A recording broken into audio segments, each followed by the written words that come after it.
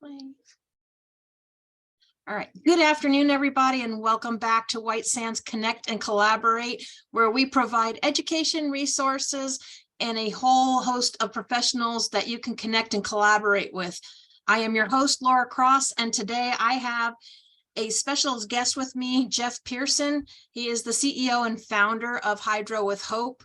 When I met Jeff and when I started hearing his story, I was just absolutely amazed of the challenges and stuff that he's overcome, and knew that he was one that we definitely needed to add on to here. When Jeff was just 2 weeks old, it was confirmed that he had hydrocephalus and underwent his first brain and abdominal surgery. Over the years, he has had many similar surgeries, each with its own set of challenges and victories. So despite the challenges of the surgery, he traveled the world with people, got married, he's raised 3 children, has worked as a private investigator, and is now the owner of Hydro with Hope. Through Hydro with Hope, Jeff spreads the message to fellow Hydro warriors that first, you are not alone. Second is that there is hope. And thirdly, that there is help and resources out there for you. So I wanted to start because, when I first met Jeff and he said hydrocephalus, I had to have a meeting with him. Me personally, I had never even heard of such a thing. And I'm sure there's many out there that have not heard of that. So maybe, Jeff, you can start by telling them exactly what hydrocephalus is. Well, thank you. Yeah, thank you, Laura. Thank you for having me too, by the way. This is great. Very excited about being on with you. It's just going to be fun. So hydrocephalus is roughly translated water on the brain. So that basically all that means is those with hydrocephalus don't have enough places for the cerebral spinal fluid, which is the fluid that your brain produces automatically. It produces, I think it's like a liter a day or a quart a day or a pint a day. I don't remember, but it's continuously producing it all the time. And so if you were born with a normal brain with normal ventricles, it just drains through there and reabsorbs into your system and you're good to go. Those of us with hydrocephalus and some other conditions, but specifically hydrocephalus, either weren't born with the space in the ventricles that we needed, or it didn't drain fast enough, or there was a blockage in one of the ventricles, which was my case, which was called aqueductal stenosis. Stenosis being the block. The aqueduct, the ventricle was blocked. So it wasn't draining fluid fast enough. So at 2 weeks old, at the 2-week checkup after I was born, they did the head measurement they do all those measurements, at the birth and then at 2 weeks to make sure you're tracking. And they said, well, that's a little bigger than we like. So we're going to do a CAT scan. And, and then that's where they found that there was a blockage and that the fluid was collecting more than it should. So that's when they found out what I had. And so that's basically what it is. It's the fluid's not going where it's supposed to go as fast as it's supposed to go.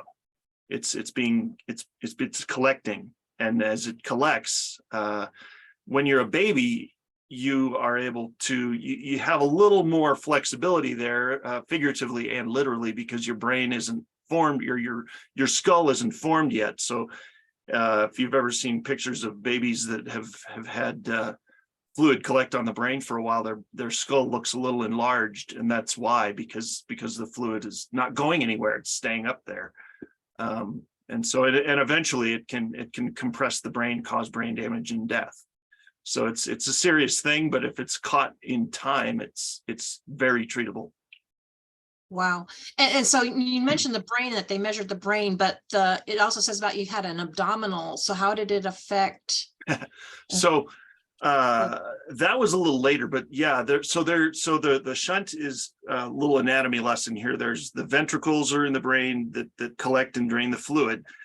But when that's not doing the job, like in my case, they put a shunt. There's a shunt back here behind my right ear under the skin, and they drill a small hole in your skull, in my skull, and there's a little catheter that goes into my brain, into the actual ventricle to draw the fluid out and send it through the shunt, which is the pump that's about that big. It's right here. And then there's a cord attached about right here, and it runs down along here, and it ends right here behind my right lung in the pleural space, around my right lung, kind of the extra space back there, and then that it reabsorbs from there. So it's kind of like, yeah, does that answer your question? It drains. So basically it can drain down, and it can affect other organs and things in your body as So well. I'm sorry, that was your question. Yes, the Yeah, abdominal. the abdominal. Yeah, so it drains. It has to drain somewhere. It doesn't Mhm. just stay in the head. It's got the shunt, and then the cord, the drainage cord that goes. It was originally here, then they moved it over here, and then they over my lifetime it's been several places. But so that's where the abdominal surgery comes in, is because every time they place a new shunt, they also have to place a new cord somewhere, and so it's kind of two things going on at once. You've got brain surgery going on, and you've got abdominal surgery going on simultaneously. Yeah, that is a lot. And I know you said you've been through a number of surgeries then over your lifetime. Yeah, first one was at 2 weeks old, as I said earlier, and there was a few, when I was young, just because you're growing and they want to make sure they get the right type in there, and because there's several different types of shunts. Some are programmables to adjust the amount of fluid that it allows to pass through. Some are not, and they just are set at a certain volume, and that's how it is. So I've had several over my lifetime. And when I was a baby, when I was, up till about 4, I had a few surgeries, and then from between 4 and 18, I didn't have anything. It was great. It was a great track record. I had 14 years of nothing, and honestly everything. And then 18, I had a revision where they replaced the shunt because I was growing and it wasn't growing with me, so they had replaced. And then I didn't have another one until I was 36, and then I had several after that. But boy, that first 3.5 decades, there really wasn't a ton of surgeries in my book. I know just one brain surgery is a lot, but there are some that have a lot and some that don't. Everybody's a little different. So yeah, I've known some people with not necessarily that case, but others, traumatic injuries and stuff that have gone through a couple of, brain surgeries. And yeah. I think that would probably, for me, be one of the scariest things to be operated on. But obviously, victories, you're a business owner and up with people. When growing up, I had a neighbor that had a grandson that joined that. And I haven't heard that term for so long until I saw that. So, I mean, that had to be some fun. So obviously, you've had some victories. So maybe you can share with everybody a little bit of the challenges, maybe how it led to your victories and what you're doing now. Yeah, definitely. So really when I was 18 was the first time I ever got a taste of, there is something to this hydrocephalus thing where I can't just carry on. I sometimes I have to have surgery. And there was a revision there because my junior and senior year, as you grow a lot in high school, right? You Right. add a lot of height and weight to your frame, and everything wasn't growing with me. The tissue in my abdomen had kind of stopped the drain cord from growing with me. So it had started to literally pull the shunt away from my head, because it's attached. But so if this is my skull and this is the shunt, it was kind of gradually kind of doing that, and it was pulling out and down out of my, and it was excruciating, and it took a while for us to figure out exactly what was going on. But brain surgery senior year, the summer right after senior year, I had my first revision that I remembered, because all the rest of them were when I was little. And then right after that was quite the victory, man.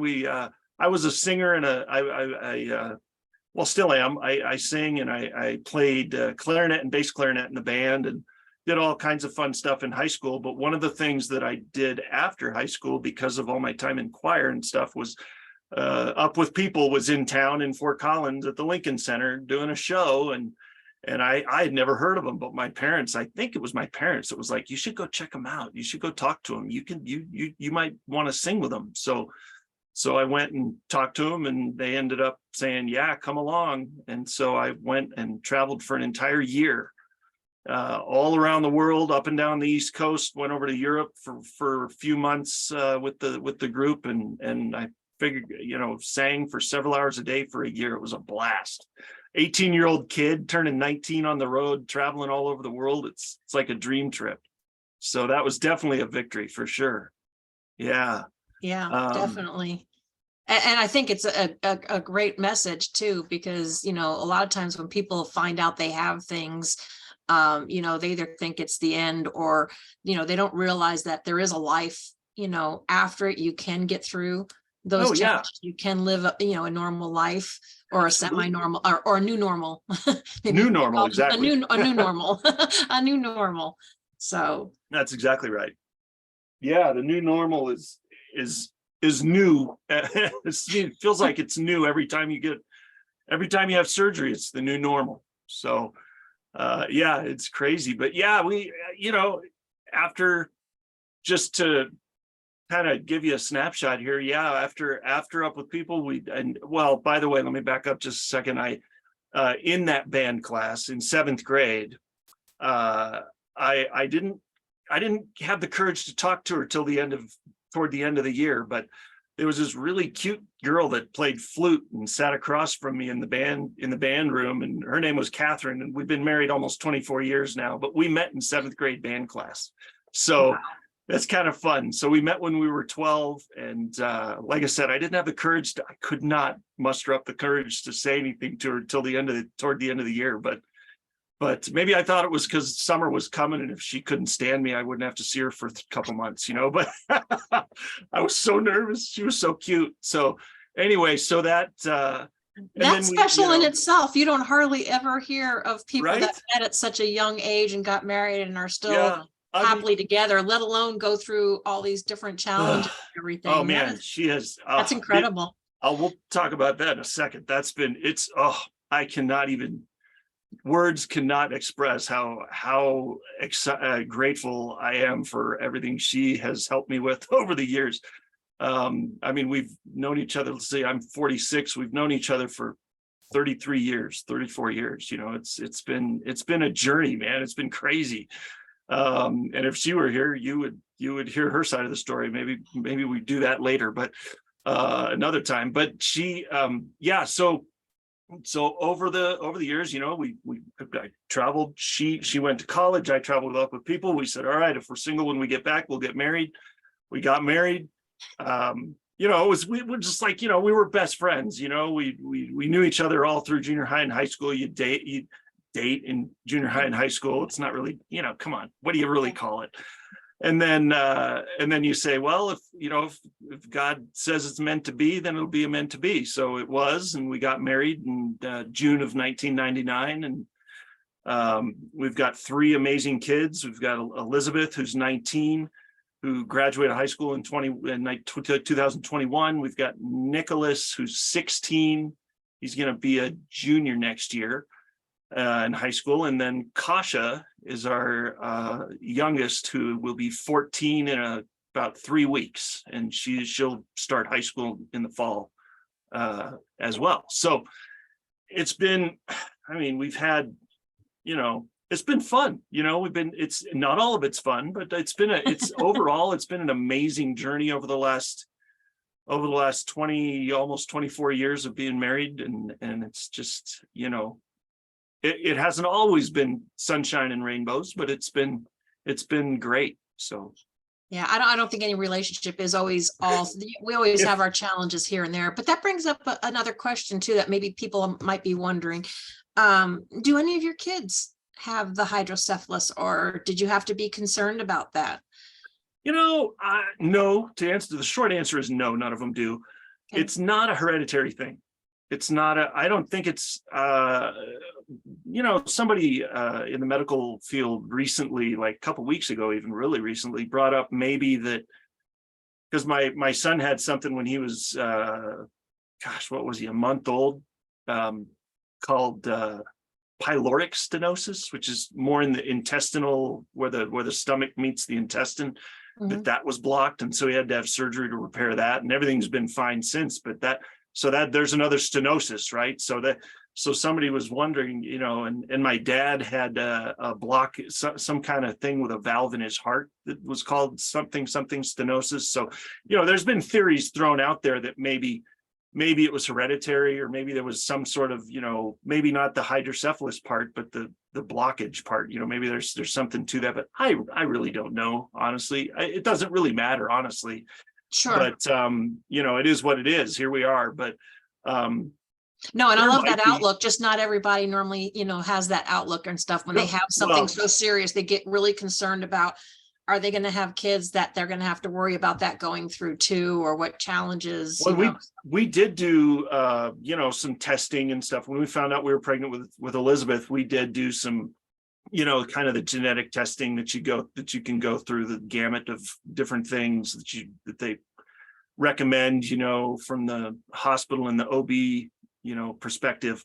And so we did, and we found out some things that was like, oh, well, she's got a 1 in 500 chance of having this, or, blah, blah, blah, blah. And she was perfect. I mean, she was normal. She was perfect. Nothing was wrong with her. She was a normal human person that, we didn't have anything to worry about. And all 3 kids have been. So it's been great. That is awesome. Yeah. That is awesome. And it's not to get people all wrapped up, because I'm not, I've seen people that are kind of like hypochondriacs. You have to sit there and worry about every little thing. And that just shortens your life as it is. But so it was, just kind of curious. Well, it's not a terrible thing to be concerned. I mean, it's a very good question. It was a valid concern. We were a little freaked out because it was our first child. And of course, you want to, you're checking it out and making sure that was definitely a question that I asked was, is this going to be something I have to worry about? Not really. And I don't know too many people that don't freak out over their first child. It's like, as the second, the third, it just kind of gets there's something wrong with you. Yeah, okay, I've been through this. Here's another one. Yeah, if you're not freaking out with your first child, you would have a pulse, really. I mean, that's you. There's something wrong. Yeah, even though you see everybody else go through it, and you might say that, oh, I'm not going to do that. Oh, or you don't see them do the same thing. They're worried about germs. They're worried about this. They like go overboard and everything. And by the time the second one's like, yeah, okay, whatever, they'll survive. Exactly. Well, and by your second and third child, that's kind of how it is. It's like, oh, you pick that up off the ground. Yeah, blow the dust off it. You'll be all right. Yeah, boost your immune system. It's okay. That's right. Yeah, strong immune system's good. Yeah. So tell us a little more about your the Hydro with Hope, because I know you have that foundation, I believe, basically to bring awareness to people, or show support. Yeah. So thank you. So Hydro with Hope was kind of born out of we thought of the concept of it during a follow-up appointment during one of my recent surgery follow-ups, because I've had 6 surgeries in the last 9 years, and 4 of them were brain surgeries. And so they have taken their toll physically and mentally. And I mean, for the first 36 years, I probably had 4 or 5 surgeries.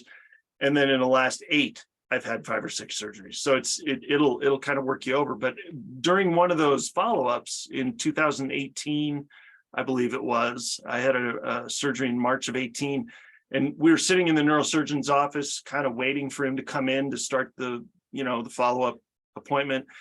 And you know how those doctors' offices are, the walls are thin, you're like hearing everything around you. And we could kind of hear the murmurings in the next room of, what was going on a little bit. You couldn't hear what they were saying or anything, but you could kind of catch the vibe of what was happening. And it was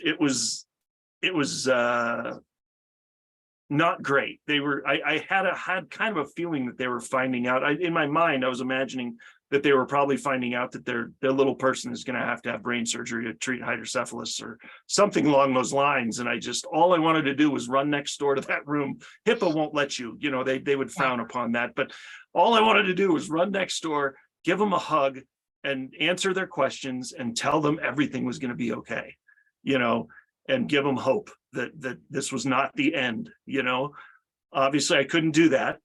And so right. Catherine and I, on the way home from that appointment, that's when it started. The wheels started turning. We started brainstorming, like, how can we do this? How can we make this happen? And I thought, well, do we do like a brick and mortar kind of thing, like a nonprofit? Do we build a, something like that? Or do we do something online? Do we, anyway, and, we kind of molded over and thought about it and forgot about it and thought about it and forgot about it. And then, last year we thought, okay, it's time, after my most recent surgery, that really kind of made me think about stuff, because it left me with some long-term effects that I never had before. And so I thought, well, geez, okay, if I'm dealing with it, how many other people are too? And that renewed my conviction to get this going. And so we said, okay, online's the way to go. Everybody's online, right? So everybody can find you on social media. So that's where we started it. And so Hydro with Hope was born, and that's been the premise of it the whole time. Our entire premise is hope, because there's always hope. I mean, no matter how terrible everything is, I mean, you could be having the worst day in the world, and there's still hope, so the mission that we for Hydro with Hope is literally to serve the hydrocephalus community. And we wanted to offer tangible help. Awareness isn't enough. We wanted to offer tangible help and resources, in person, online resources. Wanted to also make sure that the vocabulary of hydrocephalus became kind of normalized, that people didn't feel like a freak of nature, or that they were so isolated that they were the only ones that had it, and they were somehow weird because of it or anything. It's more common than you think. So we wanted to make sure we normalized it a little bit too. Yeah, I remember you told me that. What is the ratio of hydrocephalus? It's, this blew my mind even, and I've been living with this my whole life, and I have learned so much over the last year, getting, figuring all this out and spreading the word about it. It's been an education for me too. A couple stats to throw out there. 1 in every 700, the most recent information from the Hydrocephalus Association says that about 1 out of 770, sorry, tongue tied. Okay. 1 out of every 770 babies born in the United States has hydrocephalus. Which, if you multiply that out, what is there, 330 million people in the country roughly? So if you do the math, that's about 425,000, 430,000 babies every single year, just in the United States, born with it. And that doesn't account for other people that are any age. You can acquire this at any time, really. I mean, I'm not trying to be doom and gloom or scare anybody, but right. This is not something that if you haven't been born with it, you're off the hook and you'll never have to worry about it. A good enough, concussion, good enough bump on the head, bacterial meningitis. There's several things that can, anything that would cause a blockage in the brain that would not allow for the fluid to flow, you're getting a shunt. So super common. I didn't realize it was that common either, but man. Every 15 minutes, this is it. By the time we're done here in 30 or 45 minutes, there'll be a couple people, 2 or 3 people that'll get a shunt, because every 15 minutes somebody has surgery to get a shunt. Wow. Every 15 minutes in the United States. Forget about that. And that's not even talking about the rest of the world. That's just here in this country. So yeah, that's just amazing. And to go around, and like I said, until I met you, I had never even heard of that. So, but I think it's very important. I love the mission that you're on, because no matter what you're dealing with, to me, it's one thing to have someone say, oh, this is what you have, or this is what's going on, and they just either throw drugs at you or their opinions. It's another thing to have someone to talk to that has been through it, can relate. You may not totally understand how they feel, because we're all different people. We have different perspectives, but you can definitely relate to some of the challenges and the things that they're going to go through. And I think that's huge, to have someone to be able to talk to or connect with, and have that support. Yeah. Part of the other thing that we thought of when we were coming up with the concept of all this was, what the heck did my parents do? In 1977, there was, they took me to Children's Hospital. I mean, I was born in Poudre Valley Hospital in Fort Collins, and then they took me to Children's when they found out that hydrocephalus was a thing, and had surgery. And up there, that's where all my surgeries were until I was up until and through the one at 18 years old, was at Children's Hospital. And at the time that I was born, there was literally one neurosurgeon at Children's Hospital in Denver. One. That's it. So that was mine, Dr. Hendy. And so, it's crazy. I don't know if it's more frequent now than it was 45 years ago, but it's, I will say there's a lot more resources and stuff like that for people to find out that they have it now. But yeah, at the time, yeah. And with technology and everything, it makes it so much easier to be able to connect with someone, to have someone to talk to, Yeah, you know them or not. exactly. So, Oh, it's and awesome. And I know it's there behind you, but maybe you can tell everybody about, because I know you've put some of your resources together and you recently released a new book. We did. Yeah, I actually put one right here so I wouldn't have to mess with that one and turn my back on all you. But yes, so this is our book that we just published a couple of months ago. My Hydro Warrior story. I'm so excited. Part of the reason I'm excited about I'm so excited about so many things about this book, but my parents actually did the foreword for it. So I was so excited. I asked my dad and he's like, absolutely. So it was so cool. But it's a fill in the blank. You can see it's fill in the blank journal with there's prompts, different questions, different places to put pictures, different things, information download, right? Here's a fun one. You can take a picture and show me your scars. Everybody's got scars with this because there's always surgery. So, and then you fill this out and go through, it goes all the way from starts out with here I am, and here's who's helping me fill it out, because maybe maybe parents are getting this for their month-old baby that's gonna, and they're gonna be filling it out, or, so different types of shunts, different types of how long were you in the hospital for, what kind of symptoms did you have, all that kind of stuff. So it's like an information download into here. And then back here, we've actually got a couple pages that say, here's the date, here's the type of surgery, here's the hospital. So really what this is doing is you're creating a medical record as well, kind of an amateur medical record, because one thing besides surgery that you can count on as a Hydro Warrior is doctor's appointments. And every time you go to a doctor appointment, especially if you get somebody that's new that you haven't seen before, the first question they ask is, so tell me your medical history. Have you had any surgeries or procedures recently? And you go, yeah. And how many of us get frustrated with that, because it's like, you have computers, you have technology. Look at the file. Come on.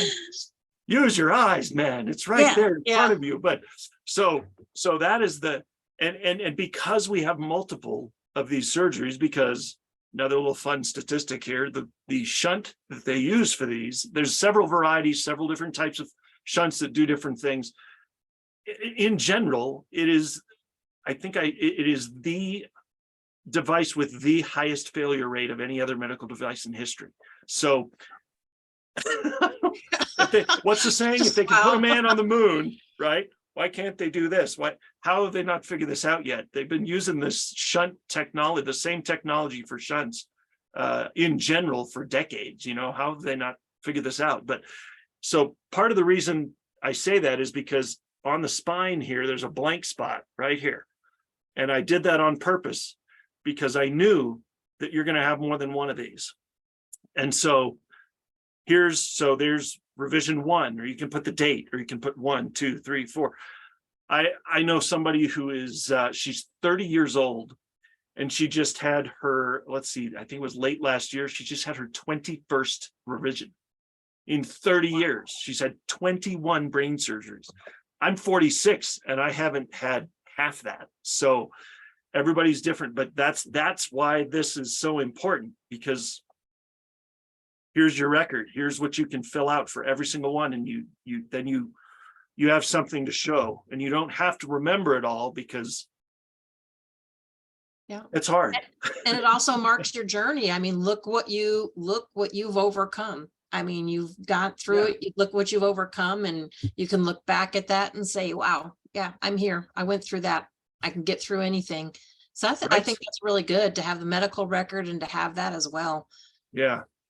Yeah. Because that, I mean, anybody out there that's had several surgeries knows that battle.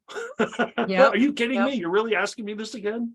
So, Yep. And for yeah. those of you that don't know, Jeff is going full steam with his Hydro with Hope mission. So not only has he done the book or he does lives, but you also now have a new E360 TV channel. I do. Yeah. I'm so excited So about maybe that. you can Thank tell you. everybody a little bit more about that as well. Absolutely. I'd love to.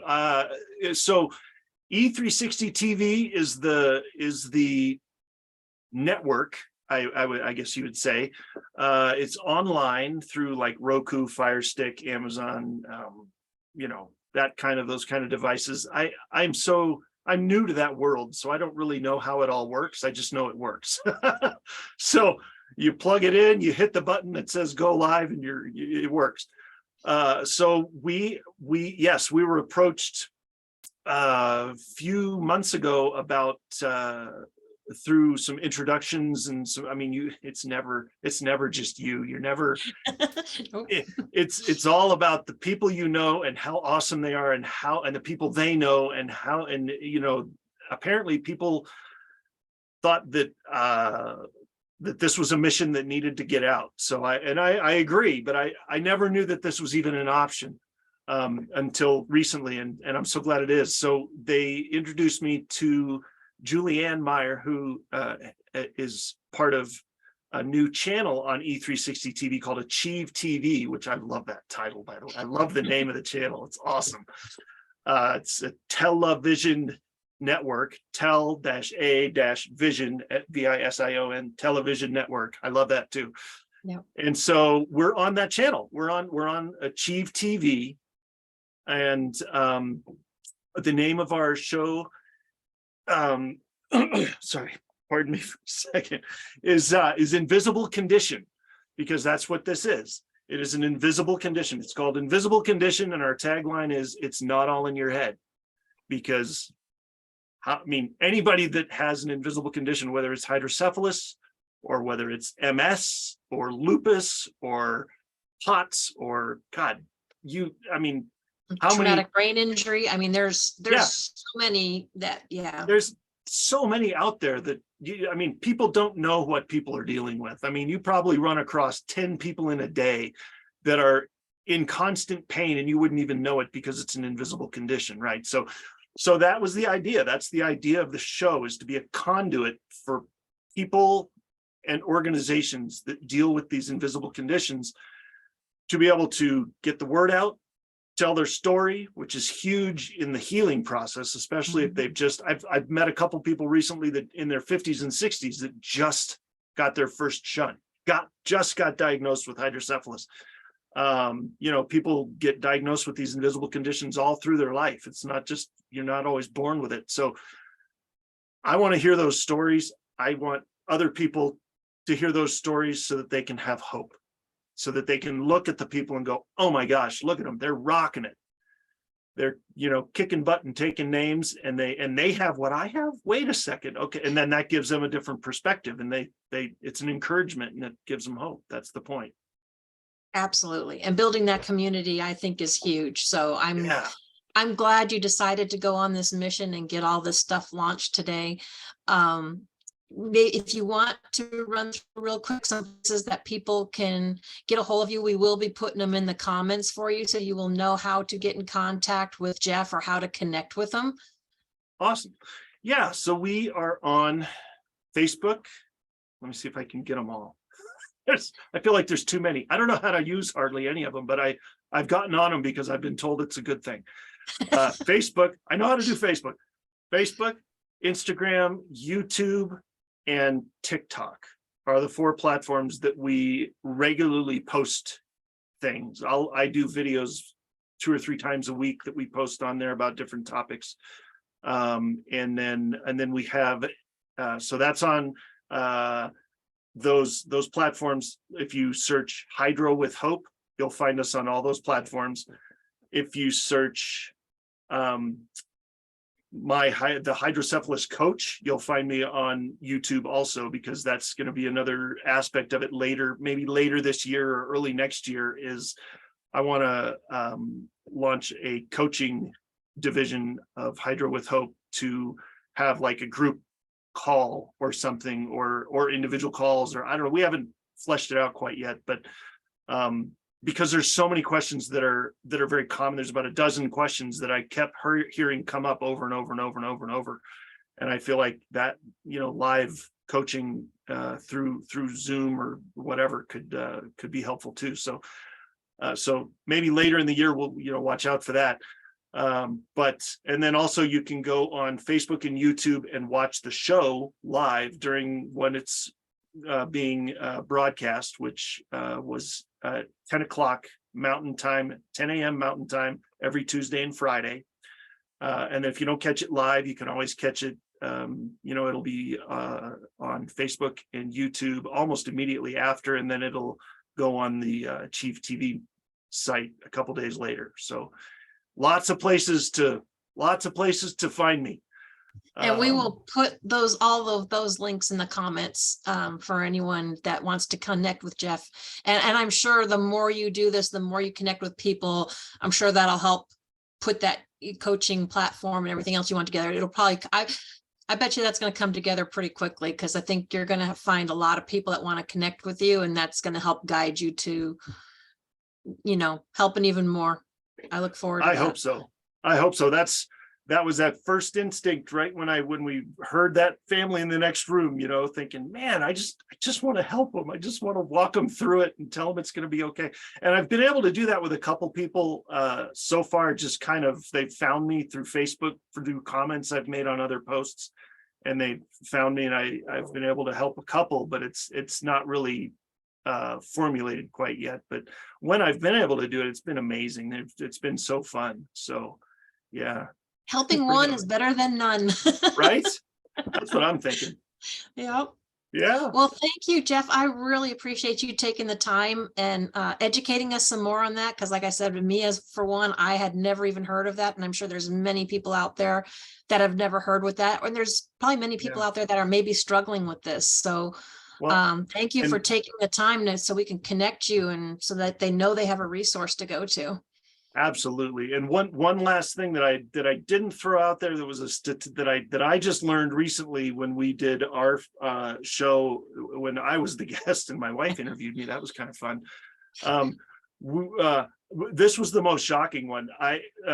People with Alzheimer's or dementia, it's like 1 in 10 that have one of those that actually have hydrocephalus, that there's something going on that with a shunt that could be taken care of with that. So it's so much out there. Go check it out, because it's so common and so treatable now. It's just crazy. So yeah, thank you for letting me and the more educated you are, the more you can ask your doctors, or maybe probe your doctors. Exactly. Or educate and not just rely that, the doctor knows it all, because they may not. So, when you get educated, to me, I learned that when I lost my husband. It's like, had I known certain things, I would have known to ask different questions or push for something, instead of just blindly saying, oh, okay, they know what they're doing. And there's just too much stuff out there. You can't possibly know it all. Well, and if people have questions, or people want to, we have a group and a page on Facebook. The group is private, and we try to limit that to people that have hydrocephalus or have a family member, a friend or something with it.